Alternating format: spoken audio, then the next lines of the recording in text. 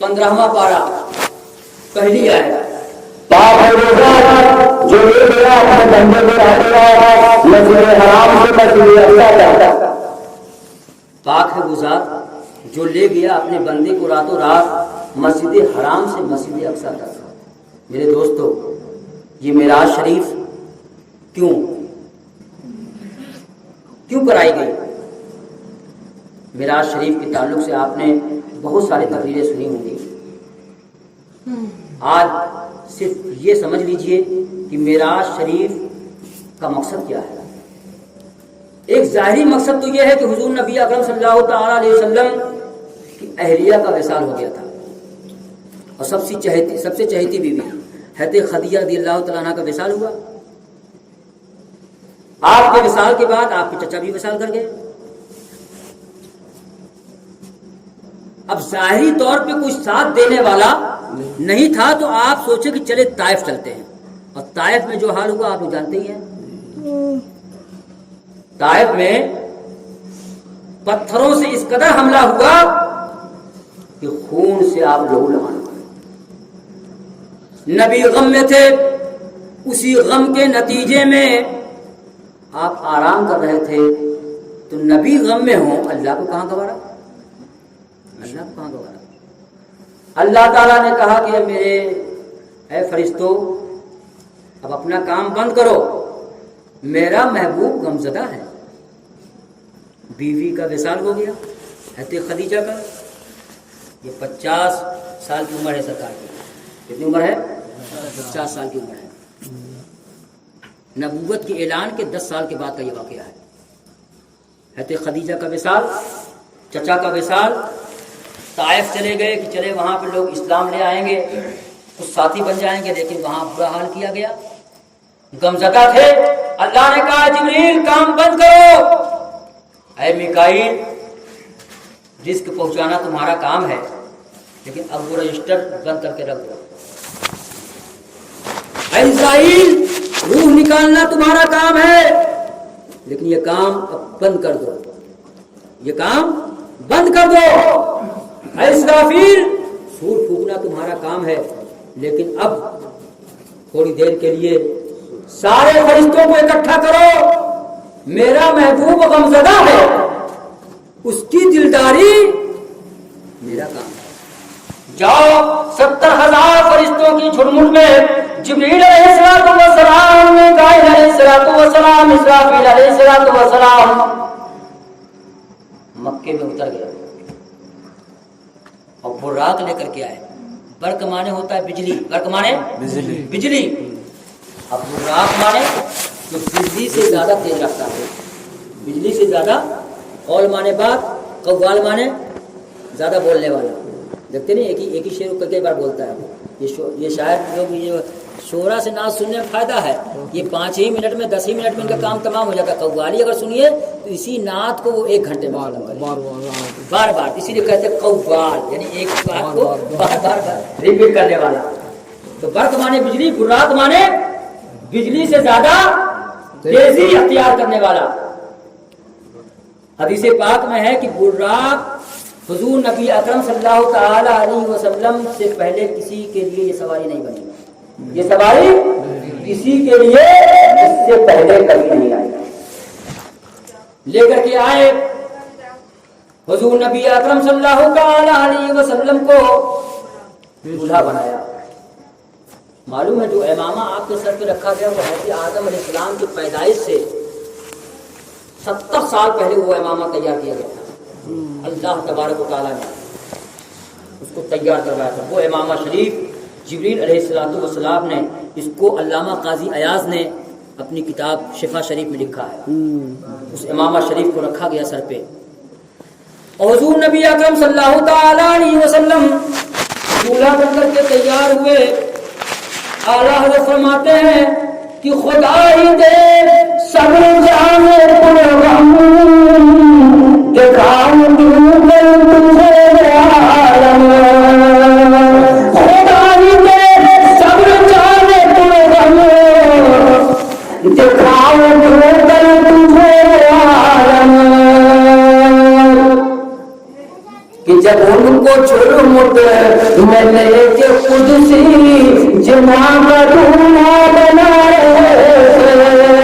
ارے سرور کس گئے سال جو آسمان پر جل نگر ہوئے تھے نئے نرالے کرم کے سامنا اور مہمان ہوئے تھے دولہا بنایا گیا براق پہ سوار ہوئے ایک سوال پوچھتا ہوں مطلب کے مسلمانوں اگر آپ کے پاس ذرا سا بھی دماغ ہے تو آپ ہم کو بتائیے کہ جب براق پہ آپ سوار ہوئے اب آپ کو جانا ہے آسمان کی طرف اللہ کی طرف لیکن آسمان پہ نہیں لے جایا گیا آسمان پہ نہیں لے جایا گیا کہاں لے جایا گیا بیت المقدس بیت المقدس کہاں ہے 2000 کلومیٹر سے زیادہ 2000 کلومیٹر سے زیادہ اب آپ بتائیے جانا آسمان پہ ہے لیکن بیت المقدس لے جایا گیا تو بہت مختصر میں چونکہ 15 منٹ میں نے کہا ہے تو بہت مختصر میں اعلیٰ حضرت کی زبان میں سنیے کہ نماز اقصا میں تھا یہی سے آیا ہوں مانے اول آخر کی دست بستا ہے پیچھے حاضر جو سلطنت اگلے مسجد اقصا اس لیے لے جایا گیا کہ وہاں تمام نبی موجود تھے وہاں ہر نبی موجود تھے مصلی خالی تھا اور حضور کا انتظار ہو رہا تھا حضور مصلی پہ پہنچے نبیوں کو نماز پڑھائی اور دست بستہ یعنی ہاتھ باندھ کر کے کون کھڑا ہے پیچھے کون کھڑا ہے پیچھے غوث نہیں خواجہ نہیں قطب نہیں قلندر نہیں مجذوب نہیں سالک نہیں افراد نہیں محدثین نہیں مفکرین نہیں وکلا نہیں کون کھڑے ہیں انبیاء کھڑے ہیں صحابہ بھی نہیں ایک نبیوں کی جماعت کھڑی ہے رسولوں کی جماعت کھڑی ہے کیوں کھڑی ہے 14 صدی کے وہابیوں کو سمجھانے کے لیے 14 صدی کے وہابیوں کو سمجھانے کے لیے کہ نماز اقصا میں تھا یہی سے آیا ہوں مانے اول و آخر کہ جس نبی کو تم سمجھ رہے ہو کہ یہ آخر میں آئے ہیں یہی اول بھی ہے اور سمجھ میں نہیں آتا ہے تو ایسے سمجھو اول ایسے ہیں کہ آدم پہلے آئے تھے لیکن آج پیچھے ہو گئے موسیٰ پہلے آئے تھے لیکن آج پیچھے ہو گئے عیسیٰ پہلے آئے تھے لیکن آج پیچھے ہو گئے ارے بھائی نماز ہو رہی ہے وہ چچا بیٹھے ہوئے ہیں نماز پڑھا رہے ہیں اب وہ نماز پڑھا رہے ہیں اتنے میں ہی یہ حافظ صاحب پہنچ گئے وہ پیچھے کھڑے ہو گئے کہ حافظ قرآن آ گئے ہیں اب یہ نماز پڑھانے جا رہے تھے اب ان کے مدرسے کے ایک استاد ان کے آ گئے جو عالم دین تھے انہوں نے کہا اب ہمارے استاد آئے ہیں پیچھے ہٹ جاؤ اب ان کا حق ہے آگے بڑھنے کا وہ نماز پڑھا ہی رہے تھے کہ اتنے میں کچھوٹا شریف سے آلے رسول آ گئے اب وہ بھی پیچھے ہٹ گئے آلے رسول آ گئے ہیں امامت کا یہی مسئلہ ہے کہ جب سب سے بڑا آئے گا تو چھوٹے کو پیچھے ہٹنا پڑے گا نماز اقصا میں تھا یہی سر آیا ہمارے اول و آخر دست بستہ ہے پیچھے حاضر جو سلطنت اگلے کر گئے تھے آدم پیچھے موسیٰ علیہ السلام پیچھے عیسیٰ علیہ السلام پیچھے ابراہیم علیہ السلام پیچھے بہرحال بات بہت لمبی ہو جائے گی سب پیچھے اور نبی آگے پتہ یہ چلا کہ آنے میں آخر ضرور ہے لیکن مرتبہ سب سے بڑا مرتبہ سب سے اونچا ہے اب اس کے بعد بیت المقدس سے شروع ہوا سائنس کہتی ہے کہ آسمان اور زمین کے بیچ میں ایک آگ کا گولا ہے اور ہمارا فلسفہ بھی یہی کہتا ہے کہ وہاں پہ ایک طبقہ ہے جس کو طبقہ زمہریریہ بولتے ہیں اسی کو یہ سائنس والے آگ کا گولا بولتے ہیں آگ کا گولا ہے وہاں انسان نہیں جا سکتا ابھی شاید حضرت نے یہ شعر کہا تھا کہ وہابی کہتے ہیں کیسے نبی افلاق پر پہنچے फलक में दर नहीं, कैसे वो अर्शे पाक पर पहुँचे। बताओ शीशा से हाइल कहीं दीवार होती है, नज़र जब शीशे पे पड़ती है बिल्कुल पार होती है। तो एक जवाब तो ये भी हो गया कि शीशा में जब आप देखते हैं तो आप शीशे के अंदर कैसे पहुँचे, शीशा के अंदर कैसे पहुँचे। पता चला कि आप नहीं पहुँचे, आपका नूर पहुँचा। आप नहीं पहुँचे, आपका नूर पहुँचा। तो एक जवाब तो यही हो गया। अबे इंसान की शक्ल में नहीं, वहाँ जो नबी जा रहे हैं वहाँ लिबास तब्दील करके जा रहे हैं, लिबास तब्दील करके जा रहे हैं, बशरी लिबास उतार के जा रहे हैं। वहाँ उनका लिबास कुछ और है, उसको मलकूती लिबास बोलते हैं, मलकूती लिबास बोलते हैं। और एक वली ने समझाया जब कहा कि जब वहाँ पे इंसान जल जाएगा तो फिर कैसे पहुँचे। कहा सुनो, ऐसे पहुँचे। चिराग जल रहा था, लौ में आपने अपने हाथ को उसकी उंगली को पकड़ा, उसकी उंगली को लौ के करीब ले आए, चिराग के लौ के करीब ले आए। कहा बताओ गर्मी महसूस हो रही है। कहा हाँ महसूस हो रही है। कहा अगर मैं थोड़ा अंदर कर दूं, लौ के करीब कर दूं तो फिर क्या होगा। कहा हुजूर हमारी उंगली जल जाएगी। कहा उंगली जल जाएगी, अगर तुम उस आग के पास ले जाओगे तो उंगली जल जाएगी। लेकिन देखो मैं उंगली बार बार ले जा रहा हूँ, नहीं जल रही है, बार बार ले जा रहा हूँ, नहीं जल रही है। पता ये चला कि उंगली में आग में ले जा रहा हूँ मगर रफ्तार से ले जा रहा हूँ। तो उन बुजुर्ग ने फरमाया कि सुनो, वो आग का गोला जरूर है, लेकिन उसको तय करने के लिए कोई आम सवारी नहीं बल्कि बुर्राक और रफरफ भेजा गया था। जिस तरीके से इस आग में उंगली नहीं जल रही है, जब तेजी के साथ घुमाया जाए तो उंगली नहीं जलती है, उसी तरीके से उस गोले को आपने बुर्राक से तय किया था। अब बुर्राक का आलम क्या है। बुर्राक का आलम यह है कि जहां उसकी निगाह जाती है पहला कदम वहां पड़ता है, पहला कदम वहीं पड़ता है। और उसके बाद जो सवारी तब्दील हुई तो रफ आया, वो उससे भी ज्यादा तेज। फिर उसके बाद जो सवारी तब्दील हुई तो नूर की सीढ़ी आई और तय करते सिदरतुल मुंतहा पे पहुंचे। सिदरतुल मुंतहा पे जब पहुंचे, जिब्रील अलैहिस्सलातु वस्सलाम ने कहा आप जानते हैं कि आका अब आप आगे जाएं, मेरी मजाल नहीं कि मैं इसके आगे बढ़ूं। क्यों? इसलिए कि तजल्ली इलाही की रोशनी मेरे पर को जला देगी। और एक दानिश्वर ने कहा, एक आशिक सादिक ने कहा कि जिब्रील क्या कह रहे हैं कि तजल्ली इलाही की रोशनी मेरे पर को जला देगी। जब ये कह रहे हैं कि मुस्तफा अब आपकी तजल्ली से मेरे पर जल जाएंगे। क्यों? इसलिए कि जब आप मक्के से चले थे तो आपका लिबास बशरी लिबास था। फिर जब आप जमीन से ऊपर की तरफ आपने उरूज किया, जब बुलंदी की तरफ आप चढ़े तो आपका लिबास मलकूती लिबास था। लेकिन अब यहाँ पे फरिश्ते जितने हैं वो फरिश्ते सिर्फ यहीं तक आते हैं। और वो कहाँ है? सिदरतुल मुंतहा एक बैरी का दरख्त है जिसकी जड़ 6ठे आसमान में है, शाखें 7वें आसमान में, और बुलंदी में वो 7 आसमान से ऊपर है।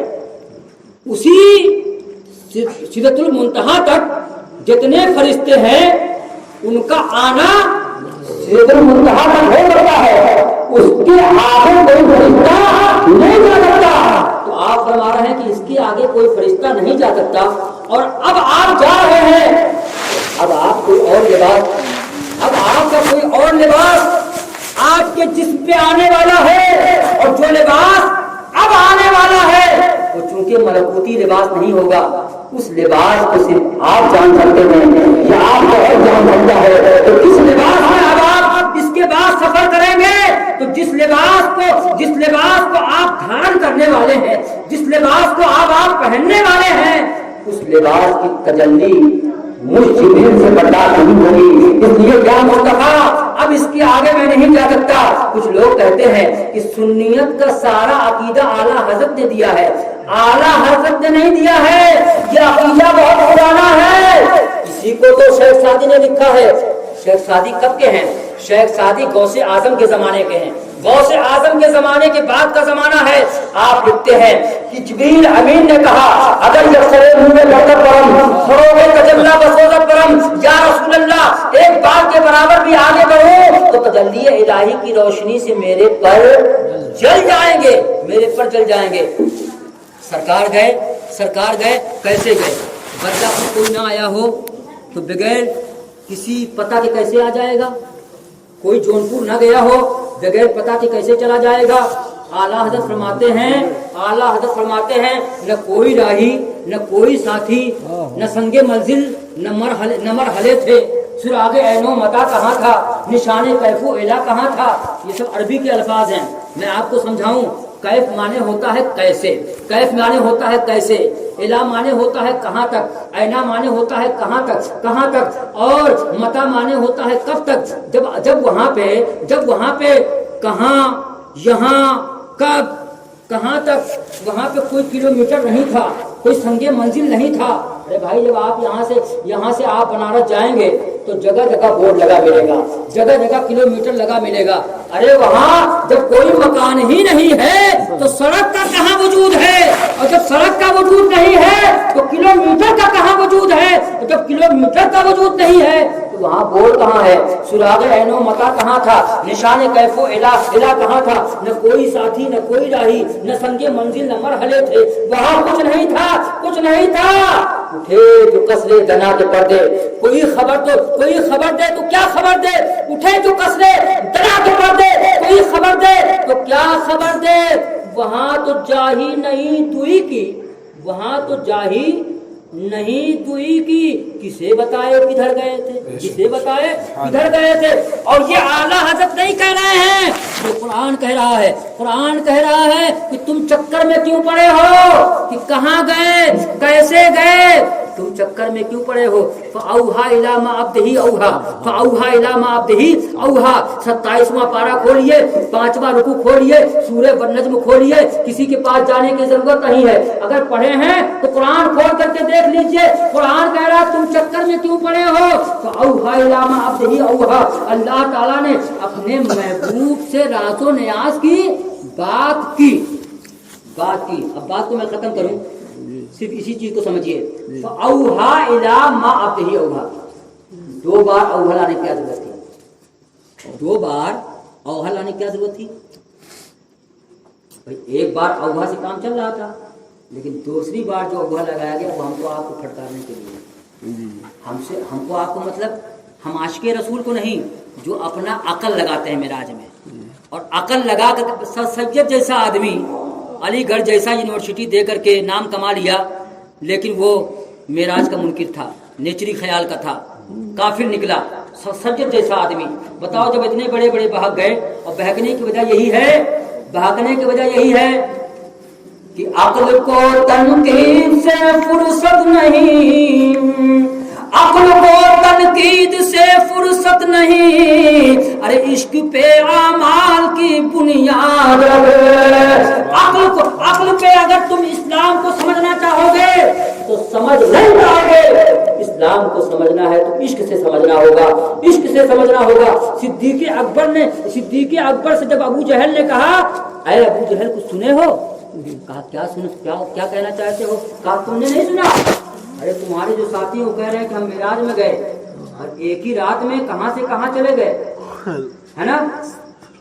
پہلے تو معلوم, پہلے کس طرح پوچھا, پہلے کہا یہ بتاؤ کہ اگر کوئی یہ کہے کہ میں راتوں رات چلا گیا بیت المقدس اور چلا آیا تو کیا مانو گے؟ کہنے یہ کہاں ماننے والے, 2000 کلومیٹر ایک رات میں تو آدمی جونپور سے نہیں آ سکتا ہے, واپس آ سکتا ہے, کہاں سواری رکی نہیں ہو, کیسے جا کے جونپور آئے گا. اور ایک رات میں بیت المقدس کے چلے آئے قرآن کی آیت سے, اور بقیہ حدیث سے ثابت ہے. تو صدیق اکبر نے کہا نہیں یہ تو ماننے والی بات نہیں ہے. اچھا اب ڈال کر گیا. اس نے کہا کہ تو پھر یہ تو محمد ابن عبداللہ نے کہا ہے, انہوں نے تو کہا ہے. اچھا انہوں نے کہا ہے. جب انہوں نے کہا ہے تو بلا شبہ کہا ہے, اس لیے کہ ان کے کہنے سے تو ہم اللہ کو مان گئے, تو پھر معراج کو ماننے میں کیا دقت ہے. اللہ کو مان گئے, ان کے کہنے سے ہم نے قیامت کو مان لیا, ان کے کہنے سے ہم نے فرشتوں کو مان لیا, ان کے کہنے سے ہم نے نبیوں کو مان لیا, ان کے کہنے سے ہم نے کتابوں کو مان لیا, ان کے کہنے سے ہم نے حشر و نشر کو مان لیا, ان کے کہنے سے ہم نے میزان کو مان لیا, ان کے کہنے سے ہم نے پرسرات کو مان لیا, ان کے کہنے سے ہم نے حساب و کتاب کو مان لیا, اللہ کی وحدانیت کو مان لیا. جب سب کچھ بلا دیکھے ہم نے مانا ہے تو بلا شبہ انہوں نے سچ کہا ہے. بلا شبہ. یہ کہاں سے کہا؟ صدیق اکبر نے کیسے کہا؟ یہ عشق کی وجہ سے کہا. عشق بول رہا تھا وہ عقل سے, یا ابو جہل عقل پہ توڑ رہا تھا, ابو بکر کا صدیق ابو بکر رضی اللہ تعالیٰ عنہ کا عشق بول رہا تھا. انہوں نے سچ کہا. بات کیا کہہ رہا تھا میں؟ بات کیا کہہ رہا تھا؟ کہاں سے کہاں چلی گئی؟ دروشی پڑھی اللہم صلی علی سیدنا و شفیعنا و حبیبنا مولانا محمد مبارک وسلم صلاۃ و سلام علیک یا رسول. تو اوہا دو بار آیا ہے, اوہا دو بار آیا ہے. ایک اوہا سے بات بن رہی تھی, دوسری بار جو اوہا لایا گیا وہ عقل والوں کو ڈانٹنے کے لیے, سرسجد جیسے نیچری کو ڈانٹنے کے لیے. اگرچہ یہ اور بات ہے کہ ایمان اس کے نصیب میں نہیں تھا, ایمان نہیں لا پایا, لیکن ایسے ہی لوگوں کو پھٹکارنے کے لیے کہ اوہا الی ما عبدی, اوہا کہ اللہ نے اپنے نبی سے راز و نیاز کی باتیں کی, اور تمہیں کیا پڑی ہے کہ کیا راز و نیاز کی بات کی. ہو گئے نا, تمہیں کیا پڑی ہے کہ کیا راز و نیاز کی بات کی. اور جو بات کی اللہ تعالی نے اسی بات کے نتیجے میں, اسی وحی کے نتیجے میں, اسی راز و نیاز کے نتیجے میں یہ طریقت کا سلسلہ چلا, یہ معرفت کا سلسلہ چلا, یہ حقیقت کا سلسلہ چلا. مفسرین کرام فرماتے ہیں کہ اللہ تعالیٰ نے جو بات کی اپنے محبوب سے, اس میں 4 طرح کے علوم دیے گئے, 4 طرح کے علوم دیے گئے.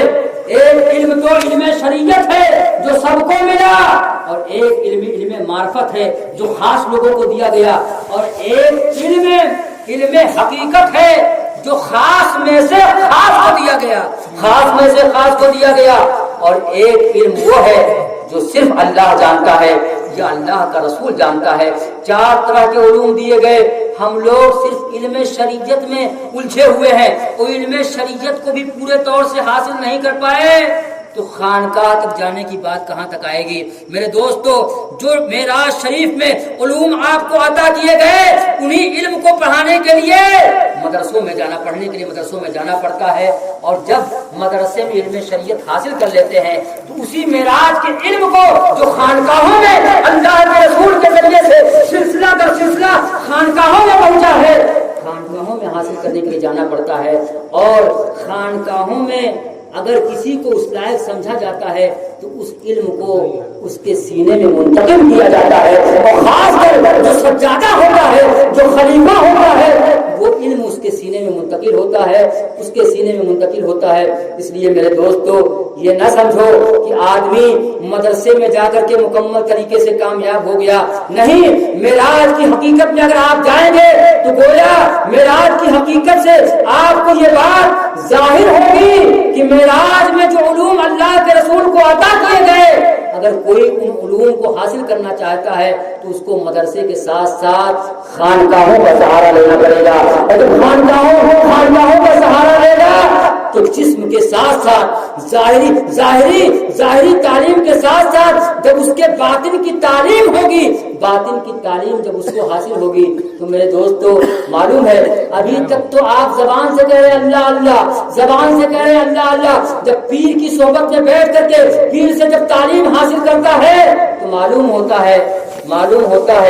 اور آپ نے دیکھا ہوگا یا نہیں دیکھا ہے تو دیکھنے والوں سے سمجھ لیجئے کہ جب باطن روشن ہوتا ہے تو معلوم ہے دل سے اللہ اللہ کی آواز نکلتی ہے. اور صرف زندگی میں نہیں بلکہ جس کا دل روشن ہو جاتا ہے, انتقال کے بعد بھی جب ان کے کانوں, جب ان کے زبان کے پاس, ان کے دل کے پاس جب کان کو لے جایا گیا تو سنا یہ گیا کہ دل سے جو اللہ اللہ کی آواز نکل رہی ہے وہ بعد انتقال بھی نکل رہی ہے, تو میرے دوستوں صرف مدرسے سے ہی علم مکمل نہیں ہوتا ہے. علم اگر مکمل ہوتا ہے کسی کا تو خانقاہوں سے مکمل ہوتا ہے. وہ سارے علوم وہ عطا کیے گئے معراج کی رات میں, اور اس کے ساتھ ساتھ نماز جیسی عظیم دولت ہم کو دی گئی. اور نماز جو نیت ہے उम्मत मोहम्मदिया को बताया गया कि मेरे महबूब यहाँ तक आए, ये इनकी मेराज है, आप नमाज की पाबंदी करो, नमाज के जरिए से अस्सलातु मेराजुल मुमीन, ये मोमिनों की मेराज है, आप ये मेराज अपनी बुलंदी अपनी तरक्की नमाज के जरिए से हासिल करो। मेरे दोस्तों, अगरचे बातें कुछ ज़्यादा हो गई, लेकिन चूँकि हज़रत ख्वाजा गरीब नवाज़ रहमतुल्लाह तआला अलैह के ताल्लुक से जो कहा गया था और कुछ बातें बताई गई, आप हज़रत ख्वाजा की कुर्बानी को समझिए और उनकी कुर्बानी को समझ करके, उनकी मेहनतों काविशों को समझ करके आप ख्वाजा गरीब नवाज़ रहमतुल्लाह तआला अलैह की जिंदगी से, उनकी तारीख से, उनकी हिस्ट्री से, उनके इतिहास से अपनी जिंदगी को संवारने की कोशिश कीजिए। कुरान की तालीम हासिल करने की कोशिश कीजिए, कुरान को पढ़ने के साथ साथ उसको समझने और समझाने की कोशिश कीजिए, और कोशिश कीजिए कि जो हमारे नौजवान बच्चे हैं वो जो गलत रविश पे जा रहे हैं, गलत तरीके पे जा रहे हैं, हमारी माएँ बहनें, हमारी बेटियां पर्दा करें और मोबाइल का जो ये गलत रिवाज हमारे बच्चों में है उसको आप सुधारने की कोशिश कीजिए, वरना इसके जरिए से हमारे नौजवान बच्चे बहक रहे हैं। परवरदिगार आलम हम तमाम लोगों को इन चंद बातों पे अमल करने की तौफीक अता फरमाए।